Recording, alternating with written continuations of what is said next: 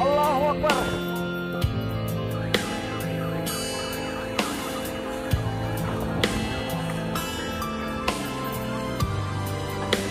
Allahu Akbar.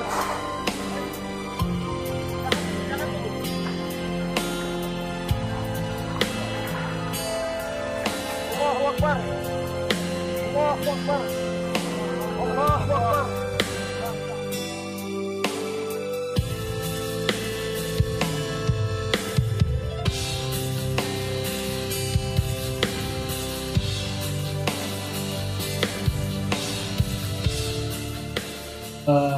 Halo, apa kabar teman-teman sekalian? Kembali lagi di channel Apin Repajori. Pada kesempatan kali ini, saya kembali mengundang sahabat saya, mahasiswa Pascasarjana Universitas Pertahanan, Fakultas Keamanan Nasional, Prodi Manajemen Bencana. Ya. Ada apa? Kenapa saya mengundang Bang Musa untuk hadir di podcast kali ini? Karena sesuai janji saya sebelumnya, di video kita sebelumnya Bang ya, yang tentang karya tulis ilmiah itu Bang. Nah, itu kan saya berjanji untuk membuat video tentang mengulas bencana di Palu itu, apa sih penyebabnya dan pembelajaran apa yang bisa kita petik.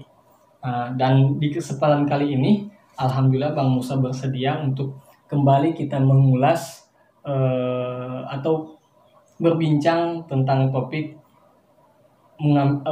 belajar dari bencana alam gempa bumi dan tsunami di Padagi, Palu, Donggala, dan Sigi di Sulawesi Tengah pada tahun 2018, tepatnya 28 September Bang ya, waktu itu. Dan berhubung ini momen yang sangat tepat, 2 tahun pasca tsunami dan gempa bumi serta likuifaksi di Kabupaten Donggala, Kota Palu, dan Kabupaten Sigi. Semoga apa yang kita bahas nanti ini bisa bermanfaat dan bisa menjadi pembelajaran untuk untuk masyarakat luas di Sulawesi Tengah, seperti itu Bang. Ya, jadi ngomong-ngomong tentang mengambil pelajaran di bencana alam gempa bumi dan tsunami serta likuifaksi di Kota Palu, Donggala, dan Sigi ini, kira-kira seperti apa sih Bang? Apa sih penyebab utamanya sampai bencana alam itu terjadi Bang? Iya, baik. Sebelumnya saya mengucapkan terima kasih kepada rekan saya Apri yang merupakan teman satu angkatan di Universitas Pertahanan. Ini adalah kesempatan kita kedua dalam hal rekaman untuk berbagi kepada teman-teman di channelnya Bang Apri. Dan ini merupakan suatu kehormatan bagi saya untuk bisa duduk di sini dengan situasi yang nyaman dan diberikan kopi yang hangat. Tapi udah habis kopinya. Ya, sehingga suatu syukur sekali karena bisa bertemu dengan April lagi dalam situasi kondisi pandemi COVID-19 juga. Betul. Baik, memang menanggapi pertanyaan yang disampaikan oleh Bang Apri, kejadian bencana tanggal 28 September 2018 itu diawali oleh sebuah gempa bumi yang sangat kuat dengan kekuatan 7,4 magnitude saat itu, sehingga gempa bumi tersebut dapat memicu selain guncangan kuat, tetapi juga memicu tsunami dan juga likuifaksi yang melanda daerah sekitar pusat gempanya di sekitar Palu dan Donggala. Kalau kita bicara titik dari pusat gempanya itu, sebenarnya dari pukul 3 sore, ada satu gempa pukul 15.25 itu berpusat di Donggala. Dengan kekuatan sekian magnitude, kalau tidak salah 5, itu menyebabkan saat itu 1 orang meninggal. Oh, sebelum bencana gempa yang utama, yang jam 6 itu ya? Betul. 18. Kemudian peralatan kami kembali mendeteksi, karena saya kebetulan bertugas di BMKG, pukul 16.25 atau gempa kedua, itu ada lagi guncangan, yang merupakan, kalau kami menyebutnya adalah sebuah gempa pendahuluan sebelum gempa besar. Kemudian datanglah gempa yang kita rasakan sangat dahsyat itu adalah pada pukul 18.02 Wita. Iya, 18.02 Wita. Jadi kalau di sekitar pukul 19 ya. Jam 7 malam waktu itu Abang Musa di sini.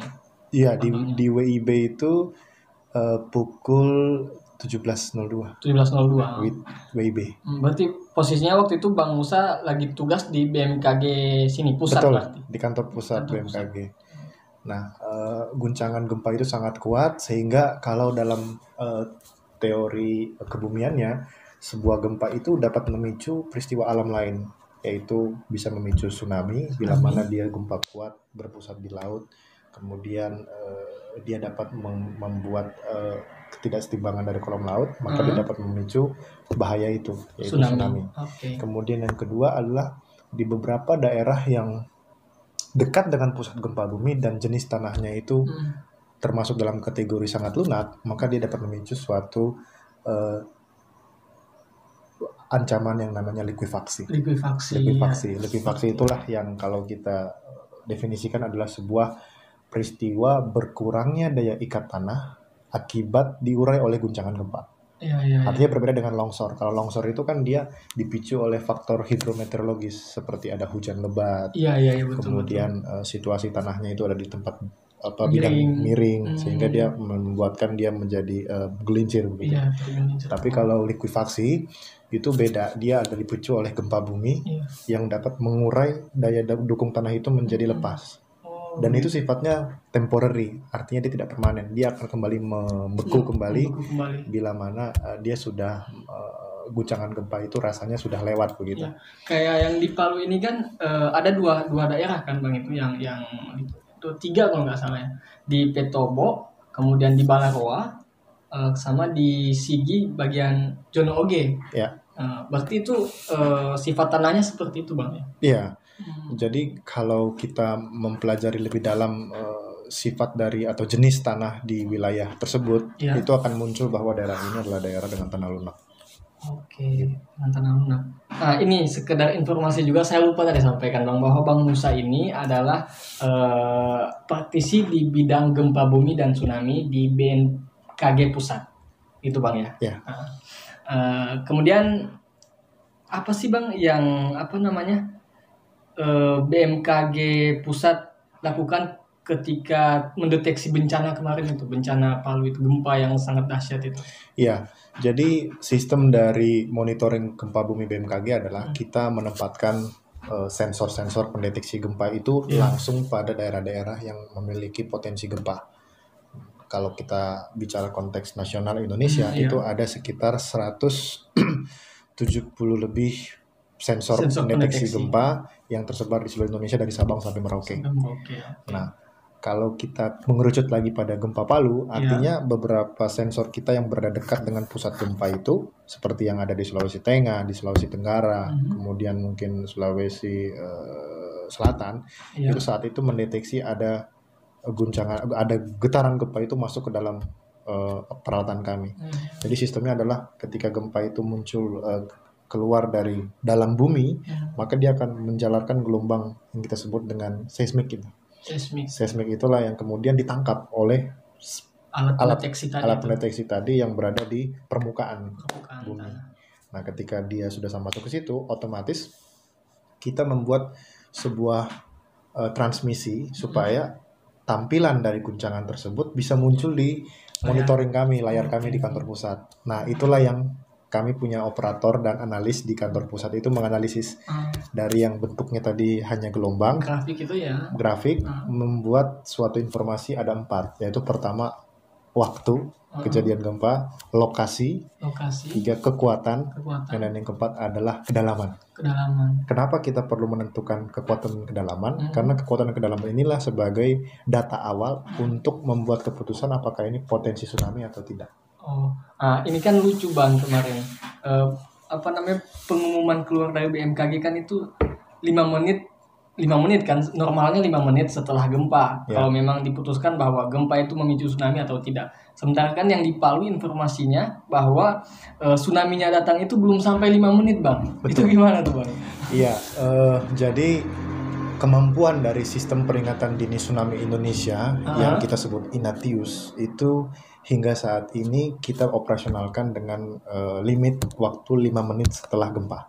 Iya. Jadi kalau gempanya pukul 18.02, berarti kita bisa keluarkan informasi peringatan dini tsunami itu 18.07. Iya betul. Sedangkan tadi Bang Apri bilang tsunami-nya itu datang pukul di bawah 18.07. Iya. Itu memang adalah suatu peristiwa alam yang lazim terjadi bila mana pembangkit tsunami-nya tersebut tidak murni dari gempa. Ada sebab-sebab lain. Misalkan, katakanlah ada gempa dan kemudian dia bisa memicu suatu peristiwa lain seperti longsor di pinggir pantai. Sehingga kalau longsor itu masuk ke dalam pantai, dia dapat memicu suatu ketidaksetimbangan gelombang lagi. Sehingga gelombang itu bisa terbangkitkan. Atau yang kedua, situasi tahun 2018 di bulan Desember, itu kan ada tsunami senyap. Tsunami tanpa guncangan Selat Sunda. Itu kan pemicunya juga tidak jauh atau dia adalah gempanya nggak terdeteksi gitu ya. Gempanya tapi karena aktivitas Gunung Krakatau. Atau lagi yang terakhir, gempanya sangat-sangat dekat dengan pantai. Artinya kan kita membuat suatu estimasi gelombang tiba dari pusat gempa ke pinggir pantai itu kan berdasarkan penjalaran gelombang. Semakin jauh pusat gempa ke pantai, artinya waktu datangnya gelombang tsunami ini lebih panjang ya. Tapi kalau semakin dekat pusat gempanya ke pantai, artinya kan penjalaran gelombangnya lebih cepat. Iya betul. Kalau kita katakanlah punya pantai di daerah kita ini, jarak pusat gempanya itu mungkin hanya sekitar 1 kilo atau 2 kilo, berarti kan penjelarannya bisa lebih cepat dibandingkan dia masih ratusan kilo di lepas pantai sana. Kalau yang di Palu sendiri gimana Bang? Penjelasan untuk letak posisi gempanya dan pemicu tsunami-nya sebenarnya apa sih? Iya, jadi setelah kita membuat informasi 5 menit tadi, kita masuk pada analisis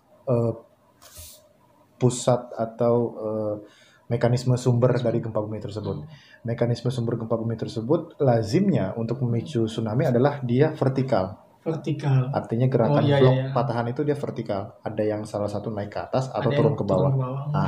Itu lazim sekali memicu penyebab tsunami. Seperti di Aceh mungkin begitu. Seperti di Aceh atau di Flores atau di Pangandaran 2006, kemudian di Banyuwangi 94. Tetapi kita saat itu mendapatkan hasil dia mendatar. Mendatar itu kita mengasumsikan ini tidak lazim memicu tsunami. Sehingga perlu ada kajian lanjutan setelah ada gempa seperti ini mendatar, apalagi pemicu lainnya. Apalagi gelombangnya itu dia sangat tinggi, 13 meter. Di Teluk Palu gitu ya.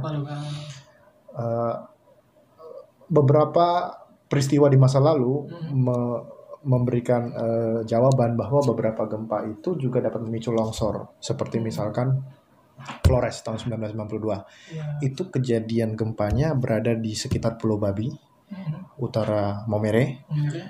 Kemudian itu dapat memicu tsunami yang sangat cepat datang di Teluk Hading atau di Flores Timur bagian utara.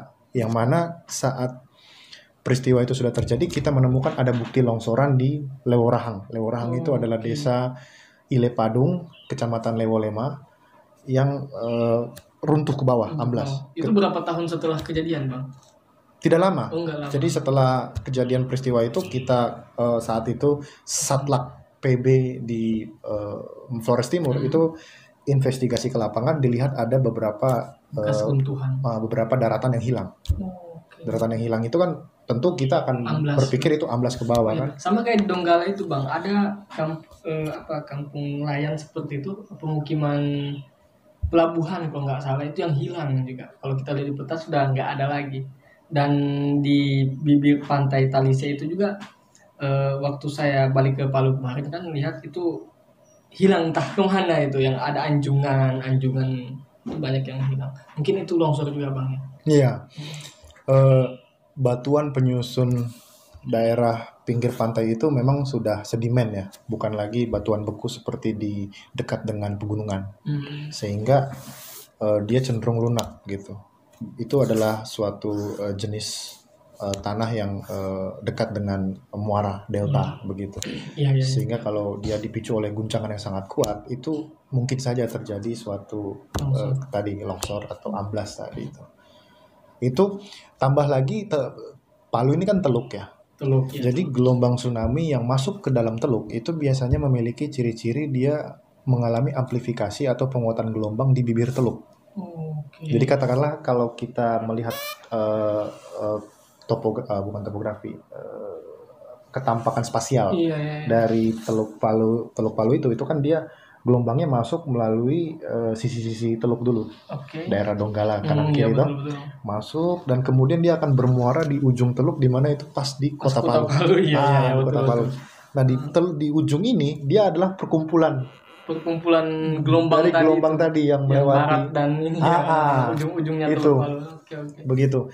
Jadi dia akan menyapu pinggir-pinggir teluk sampai nanti mereka saling bertemu atau dalam fisika gelombang itu berinterferensi. Berinterferensi. Interferensi itu lawannya dari difraksi. Difraksi itu adalah kalau dia ketanjung. Kalau ketanjung dia kan langsung pecah. Itu nanti itu ada lagi cerita di Flores ya. Itu terjadi difraksi dan kemudian ada lagi setelah difraksi dia menjadi interferensi di Teluk Momere. Luar biasa. Itu ada lagi peristiwa lain di Flores. Makanya Flores itu sangat peristiwa bencana alam nasional pertama. Pertama. Gitu. Nah dia mengerucut dan kemudian meninggi di daerah teluk ini, sehingga tsunami tertinggi kan ada di Teluk Palu, jadi ada di bibir Teluk Palu 13 meter itu.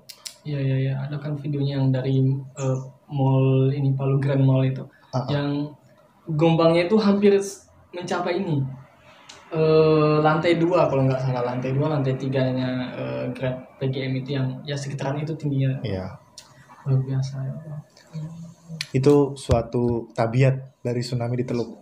Ya teluk berarti memang dia akan lebih semakin mendekat daratan dia akan semakin kencang. Apalagi kan kayak tadi Bang Musa jelaskan kan kecil bentuknya di ujung, jadi semakin daya hantamnya mungkin semakin ini Bang. Berbahaya. Bahkan aspal-aspal yang ada di sepanjang bibir pantai itu semuanya terkelupas Bang. Iya. Di Palu itu. Betul, iya. Dan Bang Musa sempat kesana juga kan? Iya, itu ada kalau tidak salah ada 2 jalan ya. Jadi ada 2 jalan. Dua jalan berbeda arah. Dua arah. Jadi yang bagian sisi yang dekat dengan pantai itu dia yang agak rusak ya. Hilang Bang. Bahkan hilang. Hilang. Padahal memang sih sebelumnya Bang di situ kan sebagian adalah daratan reklamasi begitu. Apakah itu ada pengaruh juga Bang? Karena banyak ini Bang, entah mitos atau apa, masyarakat yang bercerita bahwa alam ingin mengambil kembali haknya begitu. Karena sebelumnya ditimbun-timbun, akhirnya kalau menurut orang tua dulu, ya beginilah penampakan Kota Palu aslinya katanya di pantai Kota Palu. Iya, kembali pada reklamasi itu kan sudah masuk pada teknologi ya. Teknologi bagaimana kita merekayasa lahan menjadi fungsi baru begitu. Saya tidak terlalu mendalami reklamasi, tetapi yang menjadi prinsip saya adalah alam itu dia akan datang pada wujud aslinya. Kalau daerah itu memang rawan gempa atau rawan tsunami, dia tidak bisa ditawar-tawar bahwa dia tidak akan keluar dengan kekuatan di bawah 7 atau di bawah 8. Jadi kalau kita membuat bangunan atau membuat infrastruktur baru, tetap kita harus mengacu pada atau berbasis pada mitigasi bencana atau bahaya yang akan mengancam daerah tersebut. Begitu. Kita mau buat sekuat apapun teknologi atau bangunan atau secanggih apapun, tetap harus berbasis mitigasi itu. Karena dasarnya adalah hidup harmonis bersama risiko. Meskipun dia infrastruktur ini sudah dibuat canggih, risiko di situ akan tetap ada, itu hazardnya itu akan tetap ada itu. Begitu. Oke. Lantas Bang, ini kan kita sudah berbicara mengenai penyebabnya, kemudian berbicara mengenai resiko mitigasinya. Kira-kira pelajaran apa Bang yang bisa kita petik dari bencana alam gempa bumi, tsunami dan likuifaksi di Kota Palu agar mungkin bisa diterapkan oleh masyarakat sekitar atau pemerintah setempat Bang? Baik, dalam rumusan risiko bencana itu kan yang memicu bencana itu pertama adalah hazardnya, ancamannya. Jadi ancamannya itu dia akan datang sewaktu-waktu dan kita tidak bisa mengendalikan ini. Betul. Yang kedua adalah kerentanan. Ya. Jadi kalau ada hazard, kemudian ada objek yang rentan, maka dia dapat memicu bencana. Contoh, misalkan kita membangun sebuah perumahan di pinggir pantai rawan tsunami. Tentu pantai pemukiman itu kita sebut dengan objek yang rentan. Objek rentan. Tetapi kalau kita memindahkan bangunan tersebut jauh dari pantai, maka dia menjadi kurang rentan. Nah, satu. Yang kedua, dibagi dengan kapasitas. Kapasitas artinya infrastruktur atau populasi manusia, ketika dia semakin tangguh, maka dia akan semakin mengurangi risiko bencana. Contoh, kita sebagai orang yang tinggal di daerah zona merah, ancaman gempa dan tsunami, kita kalau diberikan suatu peningkatan kapasitas melalui pendidikan, pelatihan untuk menghadapi bencana, kita akan jauh lebih tangguh. Artinya kapasitas kita meningkat.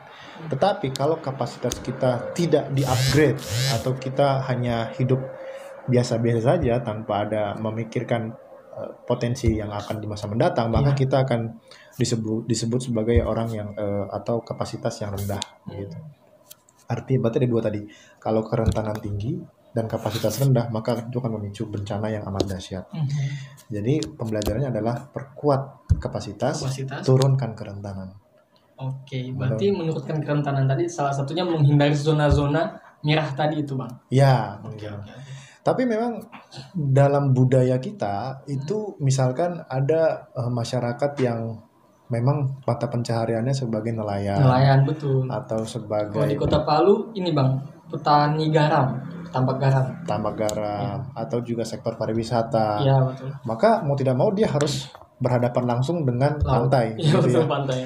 Ya, jadi kita karena punya suatu slogan yaitu living in harmony with risk, atau hidup harmonis bersama risiko, maka kita bisa juga tetap berada di daerah itu namun memiliki kapasitas yang tinggi. Tadi kan kerentanan itu tidak single penyebab kan? Iya. Tapi kapasitas juga kalau ditingkatkan dengan kerentanan yang tidak berubah variabelnya, maka tetap dia menjadi tangguh, begitu ya. Oke. Culture Indonesia adalah culture yang memiliki kearifan lokal turun-temurun. Oke. Kalau misalkan kita belajar dari Aceh tahun 2004 dan kemudian Nias tahun 2005, itu warga di Pulau Simelu, Provinsi Aceh itu memiliki kearifan lokal berupa teriakan smong. Smong itu adalah sinonim dari gempa. Ketika ada guncangan gempa di pinggir laut, mereka merasakannya di pesisir pantai, mereka akan langsung berteriak smong. Smong dari ujung pulau ke ujung pulau. Simelu itu kan besarnya mungkin sebesar setengahnya Nias lah. Nah, begitu. Dari ujung pulau ke ujung pulau mereka kompak berteriak smong. Karena itu sebuah cerita turun-temurun dari nenek moyang bahwa kalau ada ini, dia akan mungkin mendatangkan bahaya dari laut. Otomatis saat itu ketika mereka berteriak smong, semua orang langsung memindahkan dirinya, menjauhkan diri dari laut ke bukit. Alhasil tsunami Aceh 2004 yang ratusan ribu orang meninggal, itu hanya 7 orang meninggal. Tsunami Aceh itu kan sampai ke Nias, sampai ke India, mancanegara. Tapi di Pulau Simelu sendiri yang ramai penduduk 7 orang. Hanya 7 orang. Tapi memang kita tidak bisa menyebut hanya ya, karena itu tetap nyawa ya, tidak bisa di ini. Nias tahun 2005 ada bencana lagi sekitar tanggal 3 Maret 2005. Betul. Itu 0. Tidak ada korban. di Pulau Simelu. Tsunami juga mau nerjang Pulau Simelu. Nah, Bengkulu tahun 2007 juga diterjang tsunami dengan sama ancamannya dari megatrust atau zona subduksi pantai barat Sumatera. Itu 0 korban. 0 korban.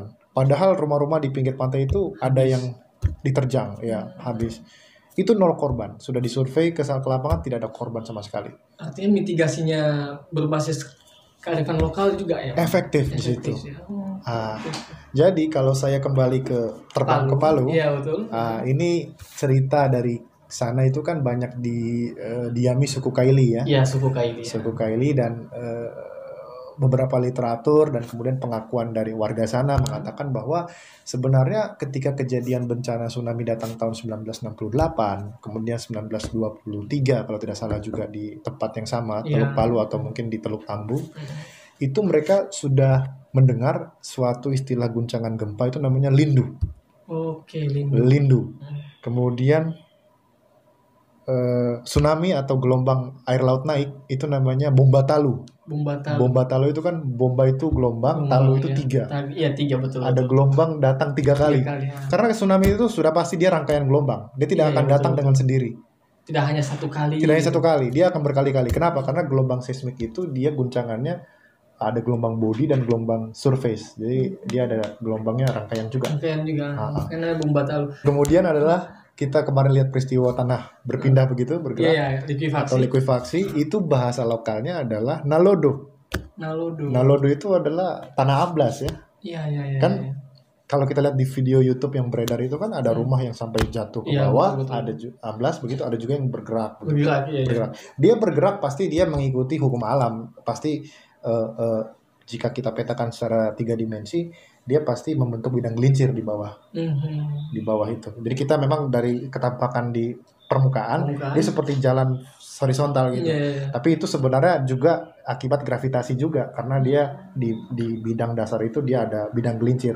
Artinya kalau kita sayat gitu tanah di Palu itu, dia pasti antara tanah lunak dan tanah kuat, tanah stabil, itu dia akan membentuk suatu bukan gelombang, maksudnya membentuk suatu bidang gelincir gitu. Makanya dia bergerak. Dia bergerak di atas bidang kuat itu, yang lunak ini tadi, gembur tadi. Dan itu lumayan jauh loh Bang, 500 meter menurut pengakuan warga. Iya, bisa. Karena ada yang kebunnya yang tadinya di belakang rumah sudah pindah di tempat lain. Betul. Dan kita memang peta kita selama ini sebelum 2018 itu dia belum terpadu antara gempa, tsunami, dan likuifaksi. Itu peta rawannya belum terpadu. Baru single map gitu. Peta rawan tsunami, peta rawan likuifaksi, dan peta rawan gempa. Gitu. Kemudian Bang, kalau untuk semacam di Petobo yang likuifaksi kan itu Petobo, kemudian di Balaroa untuk yang dalam kota kan, Kota Palu, dan untuk di Sigi itu ada yang Jono Oge. Saat ini kan tanahnya itu sudah, saya kemarin lihat sudah ditumbuhi kembali berbagai macam pepohonan, tumbuhan, dan ada juga beberapa warga yang nekat masih membangun rumah di kemarin saya lihat di mana, Balaroa kok nggak salah, udah mulai kembali menempati rumahnya. Itu emang nggak apa-apa Bang ya, kita bangun rumah di atas tanah itu? Kalau membangun rumah sebenarnya kurang direkomendasikan ya, karena gempa itu adalah siklus betul. Di masa mendatang dia akan datang lagi dan mungkin dapat memicu peristiwa fenomena yang sama. Betul. Yang kami coba untuk sarankan adalah ini bukan BMKG ya. Ini dalam konteks penanggulangan bencana secara luas. Daerah yang rawan seperti itu adalah untuk aktivitas yang tidak 24 jam. Misalkan seperti taman kota atau suatu fasilitas publik yang temporary digunakan seperti itu, sehingga ini karena kalau kita pada usul merekayasa lahan ke tanah itu kita buat menjadi tanah kuat, itu rasanya kita melawan alam lagi. Seperti tadi alam, ya betul. Kita melawan kodrat dari alam itu. Jadi kalau saya kuliah dengan Bapak dari BNPB itu, ini suatu filosofi ya, kita dengan alam itu sebenarnya jauh lebih junior. Jadi kalau sejak alam itu terbentuk sampai pada kita Homo sapien datang, dikerucutkan dari tanggal 1 Januari sampai 31 Desember, kita itu baru muncul 30 Desember. Iya. Alam itu sudah muncul tanggal 1 Januari. Begitu jauh perbedaan. Begitu jauh perbedaan, dan kita mau melawan alam. Nah, itu menurut saya itu kita menentang senior. Senior ini kan bahaya. Bahaya. Iya. Bisa mati kan. Iya, betul. Gitu. Nah, kemudian Bang, ini kalau istilah likuifaksi, kalau saya pribadi dengarnya nanti kejadian di Palu, Bang. Apakah sebelumnya pernah terjadi juga di Indonesia ini selain di Palu? Pernah. Di Jogja tahun 2006. Jadi gempa bumi Jogja itu tahun 2006 itu pusatnya ada di sekitar sesar Palu Koro. Sesar Opak. Sesar Opak. Itu nama sesar di Jogja. Dan pemicu likuifaksinya adalah mirip juga tanah lunak, tanah gembur yang ada di zona Graben Bantul. Likuifaksinya itu ada di Bantul tadi, kota Bantul. Kan ada kabupaten sana kan, Kabupaten Bantul itu dia terjadi fenomena likuifaksi tadi. Tapi memang kalau bicara tentang luas, itu yang sangat luas itu Palu dan Sigi tadi ya. Dan korban juga paling banyak di Palu untuk likuifaksinya. Betul, sampai banyak yang meninggal.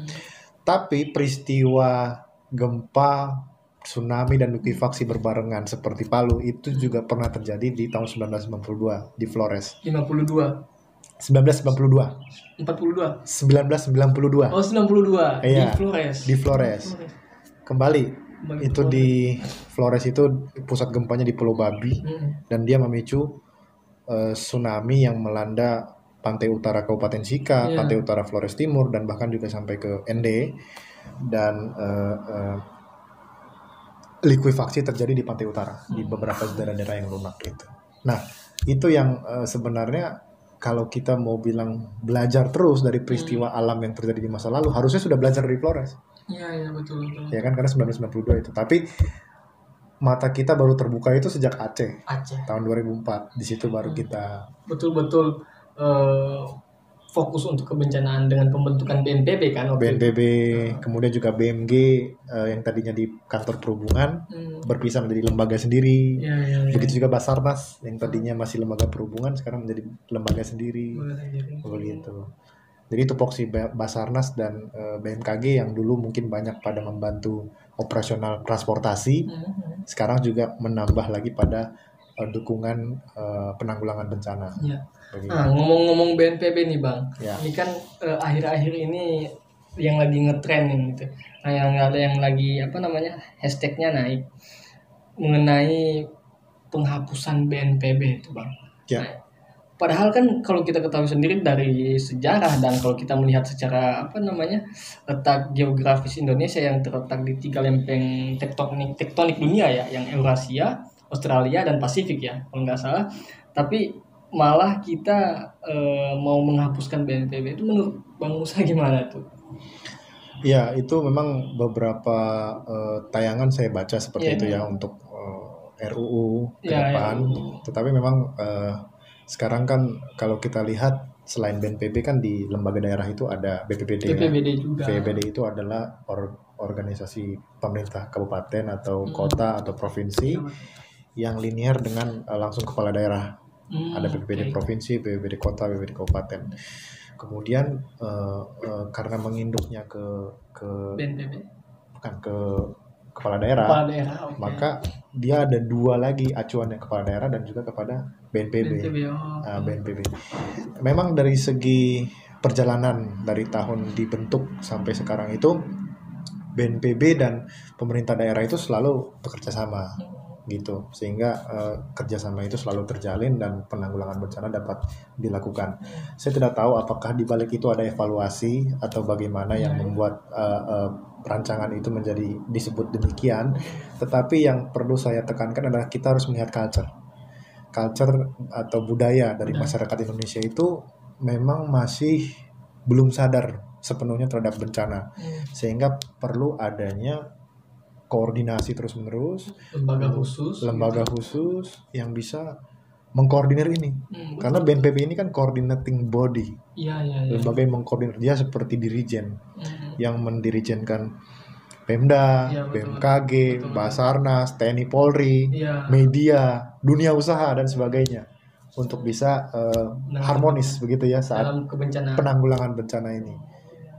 Nah, kembali ke culture tadi, menurut saya masyarakat Indonesia suka dengan sesuatu yang terkoordinir. Tetapi memang di negara lain ada yang tidak memberdayakan lembaga penanggulangan bencana secara terpusat, tapi memang dia langsung ke daerahan. Seperti di India. India itu kita punya BMKG India itu namanya InChoice. Dia memang mengeluarkan sistem peringatan dini tsunami yang diteruskan kepada Pemda. Artinya kabupaten kota di India. Dia tidak punya BNPB.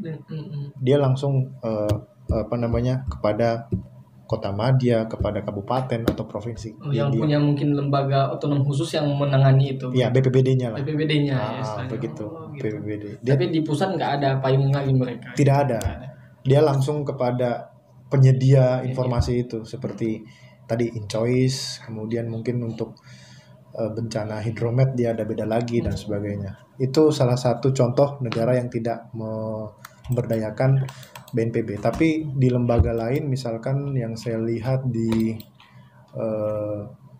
Jepang itu ada BNPB-nya. Jadi kalau lembaga penyedia informasi gempa dan tsunami itu namanya Japan Meteorological Agency, JMA. Tapi BNPB-nya itu namanya NIET, National Information for Earth Hazard and Disaster. Jadi Badan Penanggulangan Bencana dan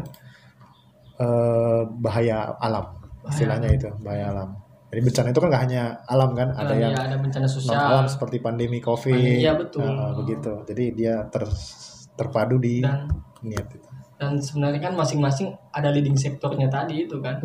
Biar lebih mudah ditangani ya harus seperti itu kan, ibaratnya perang kan kita. Jadi kalau umpamanya perang melawan musuh ya kita TNI leading sektornya kan. Saat seperti ini pandemi ya kesehatan leading sektornya, dan saat bencana ya BNPB leading sektornya. Jadi ya memang sebenarnya perlu sih Bang ya. Iya, makanya saya tidak kan sekolah ya selama 2 tahun ini, saya tidak lihat perkembangan.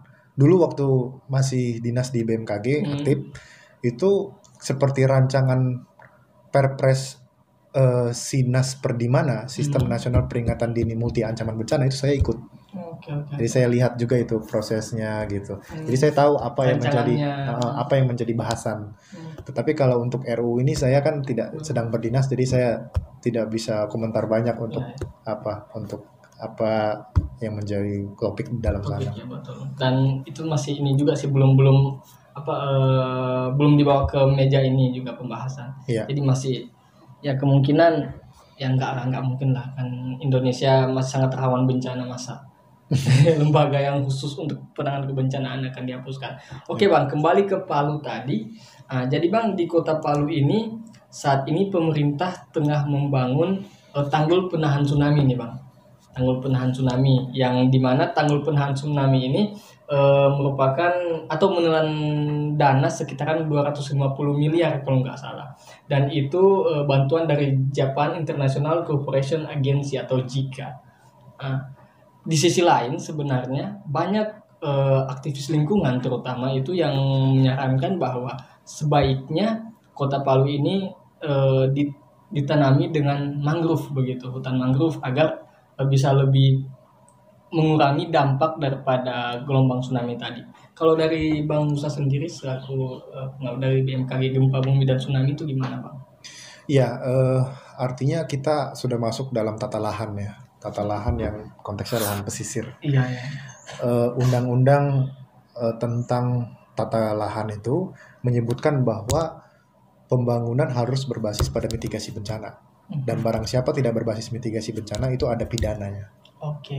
Artinya arahnya ke sana. Suatu upaya yang baik memang kita mencoba untuk mencegah bencana tsunami di masa mendatang. Kita berupaya dalam membuat tanggul, kemudian membuat hutan lindung di pantai seperti mangrove, kelapa atau pohon lamtoro dan sebagainya, itu memang baik. Tetapi kalau kita kembali pada masuk mata pencaharian warga sana yang banyak sebagai nelayan